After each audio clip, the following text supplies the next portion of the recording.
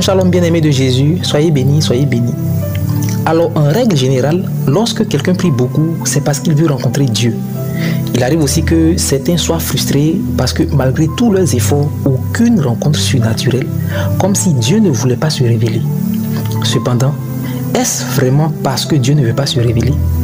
Dans Exode au chapitre 3, les versets 1 à 10, Dieu se révèle à Moïse. Mais ce qui fait l'intérêt de ce texte, c'est que derrière ce récit se cache peut-être une raison qui entraîne que certains n'arrivent pas à rencontrer Dieu dans le surnaturel quand ils sont en train de chercher sa face. Versets 3 à 9. Moïse faisait paître le troupeau de Jéthro. L'ange de l'Éternel lui apparut dans une flamme de feu au milieu d'un buisson et dit: Maintenant, va, je t'enverrai auprès de Pharaon et tu feras sortir d'Égypte mon peuple, les enfants d'Israël. Tout le monde voudrait vivre avec Dieu des expériences surnaturelles comme celle de Moïse. Cependant, il y a un détail ici qui pourrait nous faire comprendre et connaître un peu mieux le Dieu que nous souhaitons rencontrer.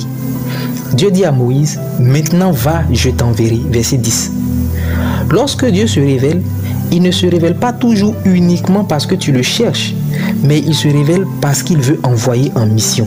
En d'autres termes, lorsque Dieu se révèle, il t'envoie. Dieu s'est révélé au prophète Ésaïe et il lui a dit: Qui enverrai-je? Qui marchera pour nous? Ésaïe 6, verset 8. Dieu se révèle à Jérémie, qui lui-même se regardait comme un enfant. Pourtant, Dieu lui rétorque: Tu iras vers tous ceux auprès de qui je t'enverrai. Jérémie 1, verset 7. Dieu ne se révèle pas sans raison. Dieu ne se révèle pas toujours simplement parce que tu as envie de le voir. Mais Dieu se révèle aussi parce qu'il a un intérêt à le faire. C'est celui de t'envoyer. La question, c'est quelle est ta motivation? Tu veux que Dieu se révèle à toi, mais toi, es-tu prêt en contrepartie à répondre à son appel? Tu vois des serviteurs de Dieu remplis du Saint-Esprit et toi aussi tu voudrais vivre ce surnaturel divin. C'est bien. Mais dans quel but en fait? La plénitude juste pour ton plaisir?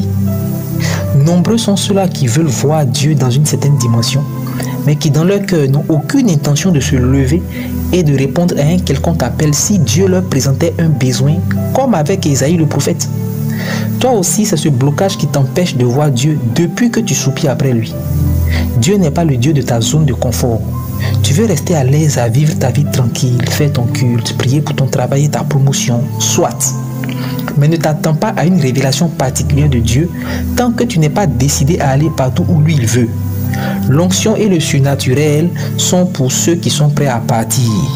Si tu es prêt dans ton cœur à répondre à la question « Qui enverrai-je » par « Me voici, envoie-moi », alors ton Dieu ne tardera pas. C'est pourquoi je prie pour toi.